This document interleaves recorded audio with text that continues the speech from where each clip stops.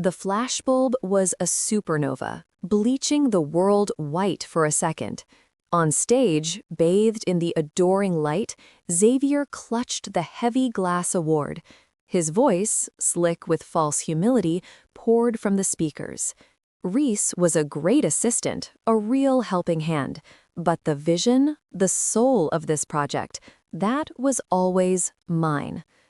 The applause was a roar, a physical wave of sound. I watched his perfect practiced smile, the one I used to believe in, and felt nothing at all. The man next to me, a critic I vaguely recognized, clapped enthusiastically. I took a slow sip of my flat champagne and murmured, just for myself, "He's earned every word of that." Xavier and I met in the lobby of a Hilton during a Denver design conference. He was all kinetic energy and grand pronouncements about disrupting the digital art space.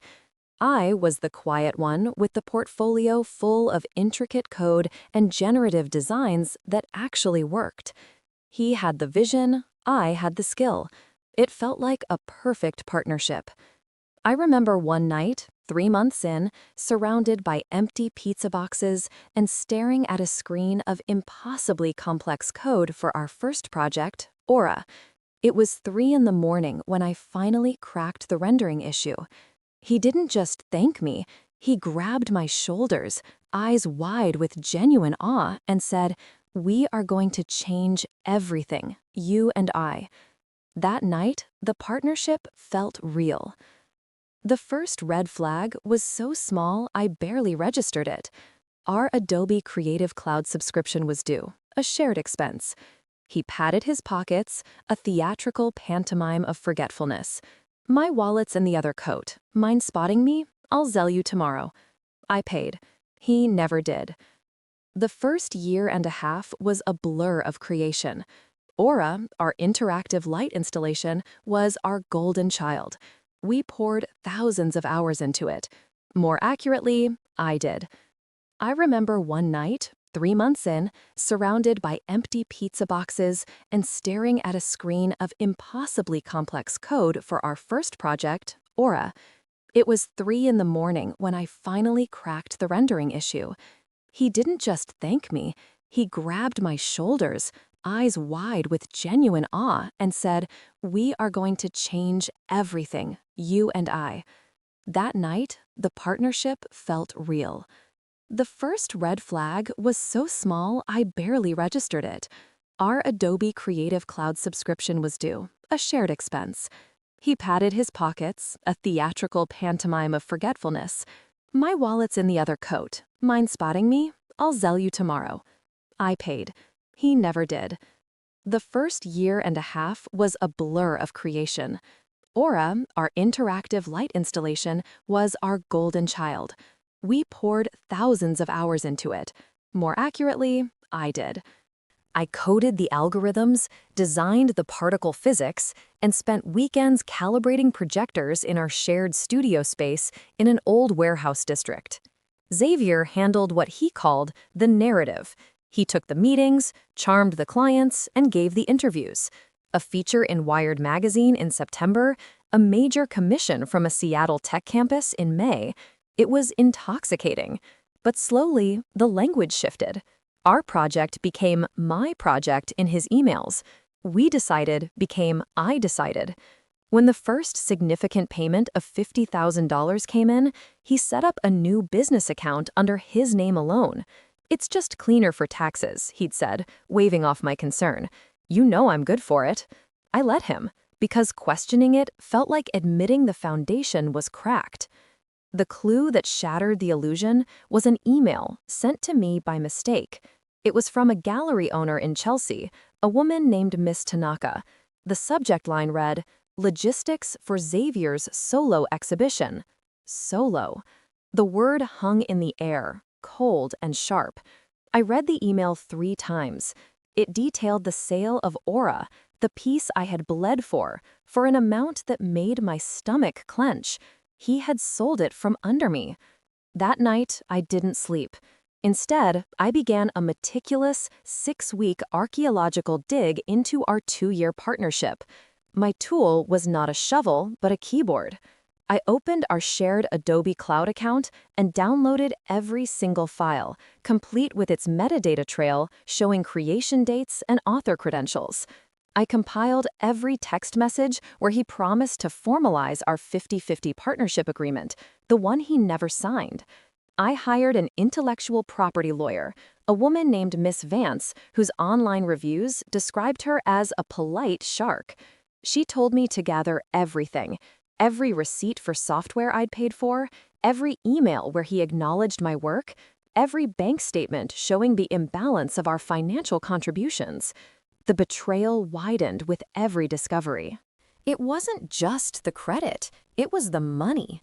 He'd been siphoning funds from our joint project account for months, small amounts at first, then larger ones, totaling an obscene $87,450.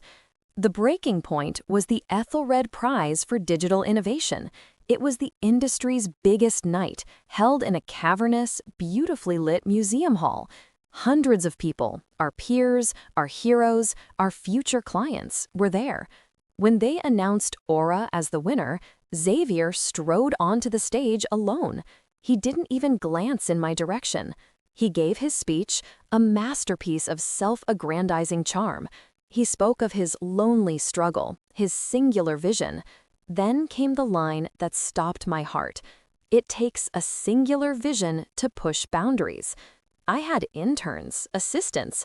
Reese, wherever you are, thank you for keeping the coffee hot. But the vision, the sweat, the risk, that's a lonely road you walk by yourself. This one is for the solo creators. The room erupted. In that moment of public erasure, a cold, perfect clarity washed over me.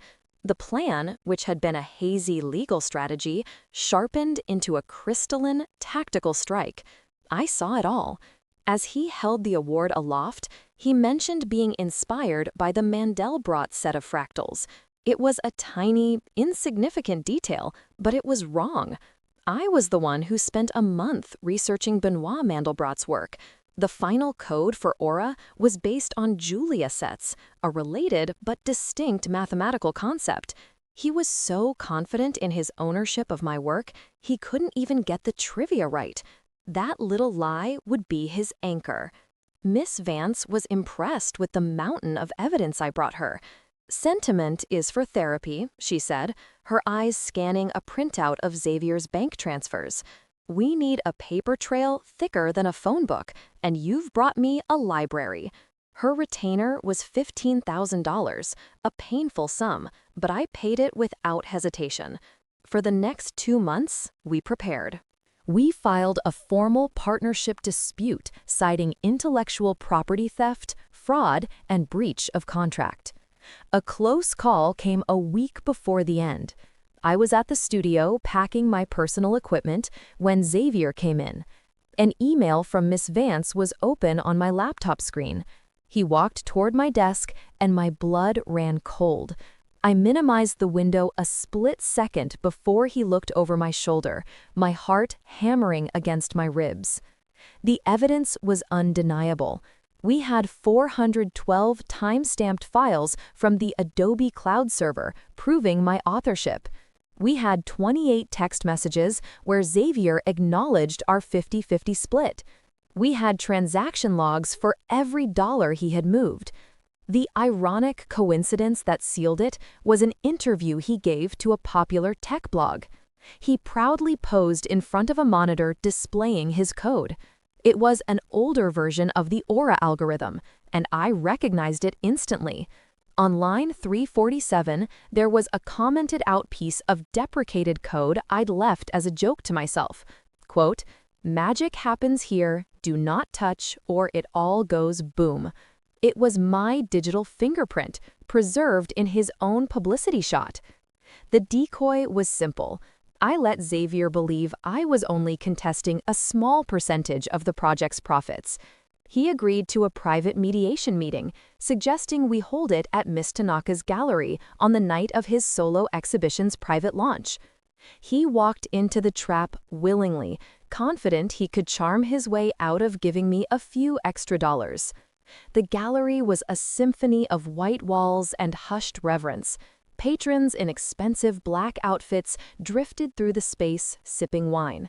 And there, on the main wall, was Aura, my Aura, glowing, shifting, mesmerizing the crowd. I found Xavier holding court by the bar, smug and magnanimous. I approached him, my expression neutral. "Xavier, we do need to talk about the final numbers." He sighed, a long-suffering artist burdened by commerce.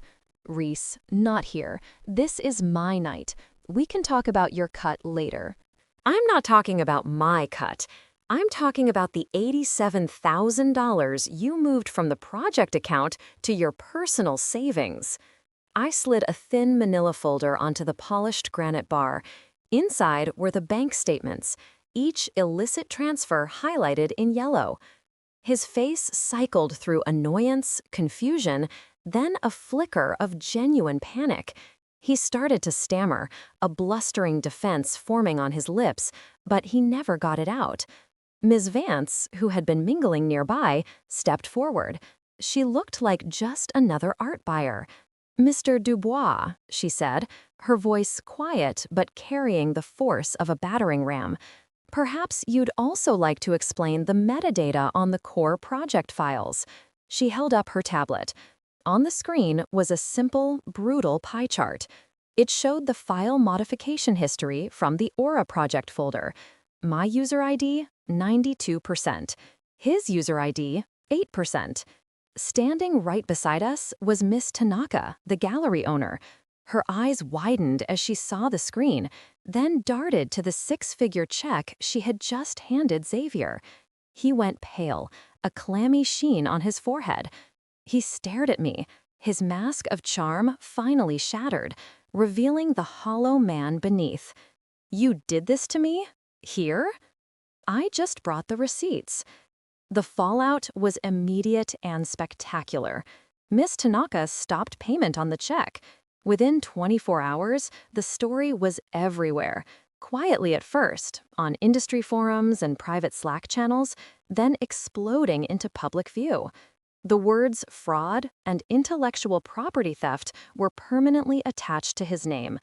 To avoid a protracted and public court battle, Xavier agreed to a settlement. He paid back the full $87,450, my legal fees, and signed over all rights to Aura. He was also forced to issue a public statement retracting his claims of sole authorship and giving me full credit. 6 months later, a friend sent me a screenshot from someone's Instagram story. It was a picture of Xavier in a cubicle farm, the sickly fluorescent light glinting off his tired face. He was working as a junior designer for a regional insurance company. The caption read, "Starting over."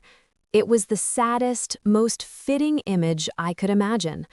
I never went back to the old studio. I have a new one now, a bright, airy space with a view of the city. I'm working on Aura 2.0 under a new, much more lucrative contract where my name is the only one on the paperwork. There is a deep, quiet peace in my work now, a calm I earned. Last week, a journalist asked me what it takes to create something so visionary. I thought of Xavier, his grand pronouncements, and his stolen glory. It takes a singular vision. Yes, I replied, but that vision is worthless without the work to make it real.